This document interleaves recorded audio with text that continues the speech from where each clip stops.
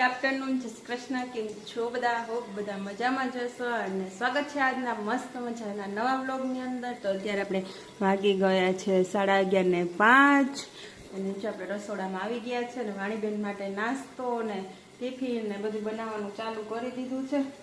અને આજે તો વાણીબેનને લઈ જવાના છે ગપગોટા, તો એના માટે જો અહીંયા મસ્ત મસ્ત આપણે ગપગોટા બનવા રાખી દીધા છે. અને આઈ થિંક થોડા થોડા જો મસ્ત ફૂલીને બની ગયા છે. હજી પર થોડાક આપણે બ્રાઉન થવા દઈએ એટલે હે ને મજા આવે ખાવાની. આમાં આપણે ગાજર ને કોબી ને ધાણા ભાજી ને એવું નાખી અને બનાવ્યા છે. કેપ્સિકમ કે ડુંગળી કે એવું કંઈ નથી નાખ્યું, કેમ કે કેપ્સિકમ હાજરમાં ન હોય, મરચું તીખું ઘરમાં હોય અને ડુંગળી નાખીએ તો બપોરે એને જમવું હોય ટિફિનમાં એટલે પછી વાસ આવી જાય ડુંગળીને, એટલે એવું કાંઈ નથી નાખ્યું. ગાજર ને કોબી નાખી દીધા છે. અને જો અહીંયા આપણે થોડુંક બેટર છે આટલું, તો ચાના આટલા બનાવવાના છે. અને આમાં જો આપણે મસ્ત મસ્ત ટીંડોળાનો સંભારો બને છે. અને આ જો વાણીબેન ટૂંકા કાઢે. હાય, જય શ્રી કૃષ્ણ, ગુડ આફ્ટરનૂન. જય શ્રી કૃષ્ણ, ગુડ આફ્ટરનૂન. શું કરે હે? હા, અમારા વાણીબેનને બોર્ડ સરસ મજાનો મળી ગયો છે એટલે અહીંયા લેસન કરે ને આપણે અહીંયા બનાવવાના છે રોટલા. તો બનાવવા માંડીએ ને અહીંયા વાણીબેનનો ચડે છે નાસ્તો. અને વાણીબેને માખણ ને રોટલી ને દૂધ ને એવું ખાઈ લીધું છે એટલે ખાવાનું કંઈ ટેન્શન છે નહીં. તો ચાલો ફટાફટ એના નાસ્તો ટિફિનને બનાવી દઈએ. બના રહેજો વ્લોગમાં એન્ડ સુધી. મસ્ત મજાના વ્લોગને એન્જોય કરજો, લાઈક કરજો, શેર કરજો, કમેન્ટ કરજો. અને ચેનલમાં નવા છો તો ચેનલને સબસ્ક્રાઈબ કરી દેજો. ને આ જો ટીંગાણી શેની ઉપર ઊભી? પાટલા ઉપર. મમ્મી અહીંયા કઈ ખાંધણ હુંધણ કરે. મમ્મી જય શ્રી કૃષ્ણ. તો આપણે મશીન નથી તો અહીંથી હાંધણ હુંધણ કરવું પડે. અને બાજુમાં કોઈ નથી. આ શું લખેશ તું? જોઈ લ્યો. આ દરવાજો બંધ કરી દે, અહીંથી આમ દોડી જાય ને તો સીધી વહી જાય સીડીએ. હા, તો કરો બંધ. અને ઈ છે ઈમલી. આ અમારા વાણીબેનનો ઈ હો. હે, ચીપટી આવી ગઈ ને, ધ્યાન રાખવું પડે. અહીંયા જો આવી રીતના કડી હે, બંધ કરવા જાય તો ચીપટી આવી જાય. વાણીબેન ને ચીપટી આવી ગઈ. ક્યાં આવી ગઈ?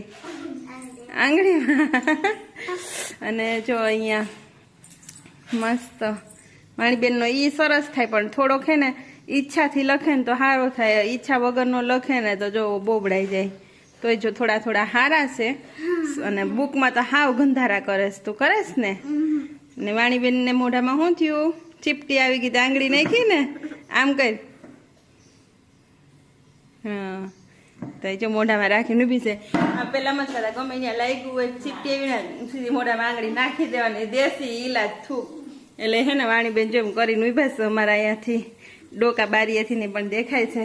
તો ચાલો, વાણીબેનના ગપગોટા તૈયાર થઈ ગયા છે. હજી ઠરશે ને પછી એને હે ને નાસ્તામાં ભરા હે. તો આપણે પલટાવી લઈએ આને પહેલાં. તો જો અમારું વાણીબેન કાં તૈયાર થઈ ગઈ ને, તો માથું ઓરી દીધું છે, યુનિફોર્મ પહેરાઈ ગયો ને હવે સોક્સ જો પહેરે છે.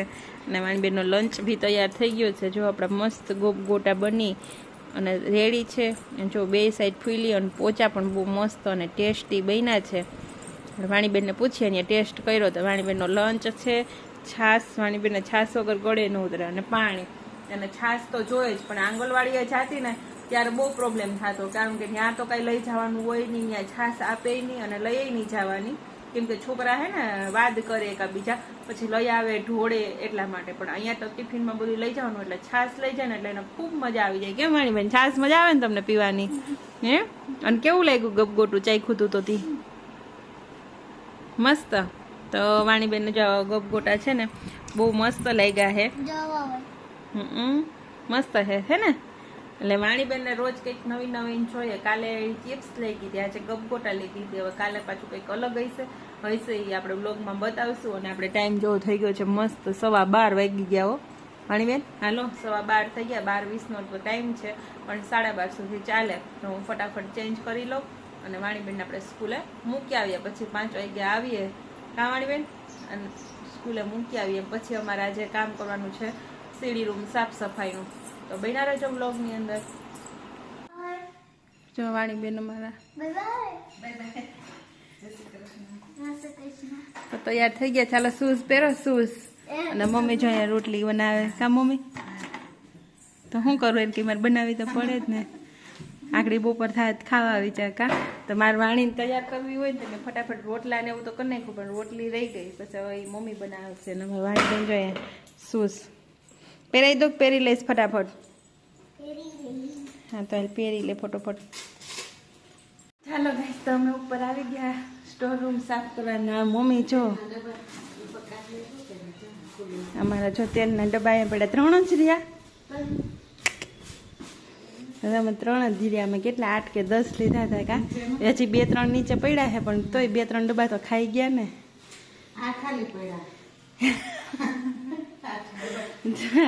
આ ડબ્બા અમારા ખાલી પડ્યા છે. અમારે ભંગારના દેવાના છે, પણ અમારે આવતો નથી. મારા શેરીમાં ભંગાર મમ્મી જાય બાહુબલી થઈને હે ને ડ્રમ ફેરવવા માંડ્યા છે. તો ઓછું છે આપણે કા, નકર તો કાચરીના ડ્રમ કેટલા હોય. તો જો એટલાક જ છે.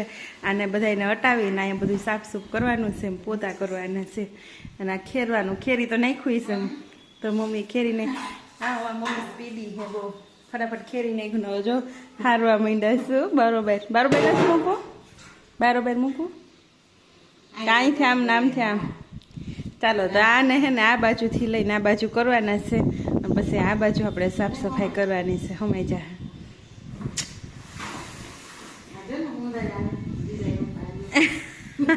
તો અમારો ઉંદરનો ત્રાસ વધારે છે. તો જો અહીંયા એ છીન પીપીન કરે છે તો એ બધી સાફ સફાઈ કરવાની છે. હવે તો હાલે ને વર્ગી જાય પછી આગળ 5 થાય તો વાળી બેન છે. પહેલાં તો એમ કહેતી હતી હું આવું પછી કરતો, એ હવા 5 સાડા 5 આવે પછી તો ઘડીક મમ્મી કરીને મને વળગી પડે ને. હવે પછી વળગીએ તો કેટલો ટાઈમ વયો જાય, એટલે અત્યારે જ વળગી જાય તો આવે તો અમારું અડધું ફડધું કામ થઈ જાય પછી ઉપાડીને અહીંયા તો જો અહીંયા કામ બધું પૂરું થઈ ગયું. આ પાછું બધું અમે ગોઠવી દીધું છે, બધું સાફસૂફ થઈ ગયું. ને આમાં જુઓ અમારા ઉંદરે કેટલો કચરો કર્યો જ નહીં, તો એટલો પરેશાન કરે છે અમને. એમ જો બધું તોડી વીખી નાખ્યું.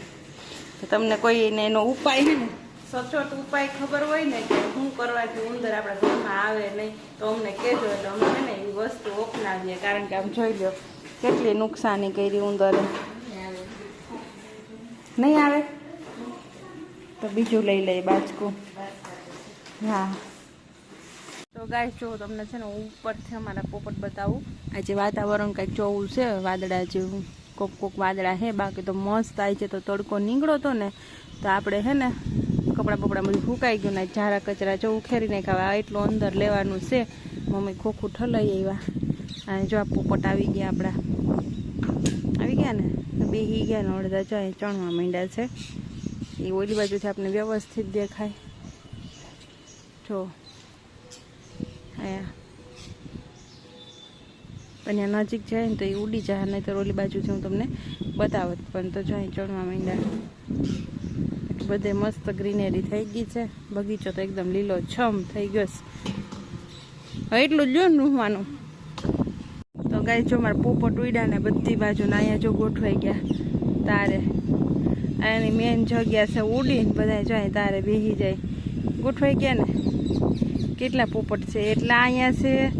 પછી જો એટલા અહીં ઝાડવામાં બધે બેઠા હોય જો, એટલે બે અહીંયા આવીને બેઠા.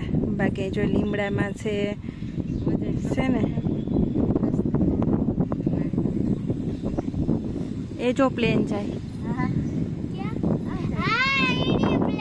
છે ને કેવું જાય જો. આ ફ્લાઇટ ક્યાંની છે? મુંબઈની.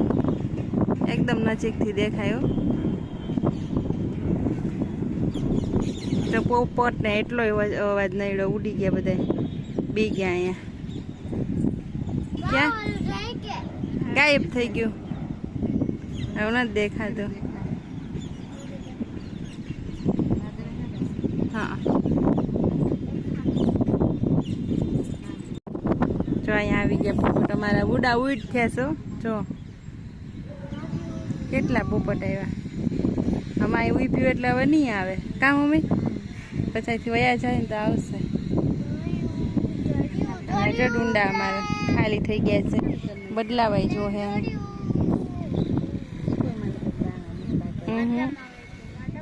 કોક હોય ને એ ખાય. જો એ રાહ જોઈને બેઠા છે. તો હાલો અમે વયા જઈએ ને એટલે પોપટ આવે. જો વાય બધા ત્યાંથી જો ઉડી ગયા બધા. આ ત્યાંથી ક્યાં વયા ગયા તારેથી? જો અહીંથી બધા ઉડી ગયા ને ક્યાંક વયા ગયા. એટલા બધા ઘેરો આખો હશે ગયો હશે ને ભેગો. અમે લોકો જો સ્વાદમાં જમવા આવ્યા હતા હે ને. આજે તુંજારા કરીને થાકી ગયા ને એટલે ડાયરેક્ટ જમવા આવી ગયા. કા વાણી? એમાં વાણીબેન આવ્યા હતા ને. મજા આવી જમવાની. તો જો મસ્ત હે ને ટ્રાફિક એ છે. અને વાણીબેન અહીં રમે છે પણ હિંચકા ખાવા કાન જ જાતી ન ગમે તો કાંઈ નહીં.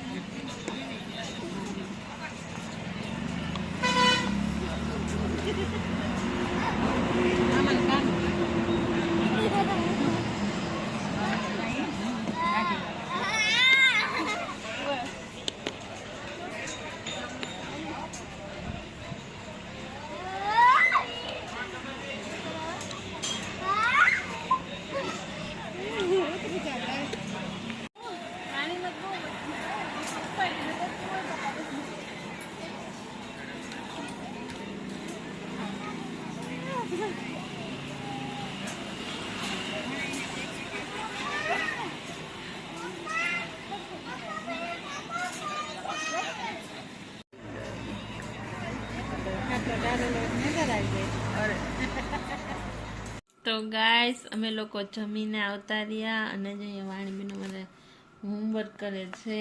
હું તમને બતાવું. જો અમારે વાણીબેન અહીંયા લેસન કરે છે. જો અહીંયા ABCD લખ્યા, G લખ્યો છે, સ્મોલ G. જો અહીંયા ઘૂંટવાનું અહીંયા લખવાનું. તો લેસન ચાલુ છે બરોબર ને. જમવાની મજા આવી હતી તો જો વાણીબેનને જમવાની હે તો વાણીબેનને ખાસ જમવાની મજા આવી છે ને. તો ચાલો આજના વ્લોગને અહીંયા પૂરો કરીએ. મળીએ આપણે નવા વ્લોગમાં. તો ત્યાં સુધી બધાને ગુડ નાઇટ, જય Shri Krishna, take care and thank you for watching. તમારી ચેનલમાં નવા આવ્યા છો તમારી ચેનલને લાઈક કરજો, શેર કરજો, કમેન્ટ કરજો અને ચેનલને સબસ્ક્રાઈબ કરી દેજો. તો મળીએ એક નવા વ્લોગમાં. ત્યાં સુધી બધાને બાય બાય.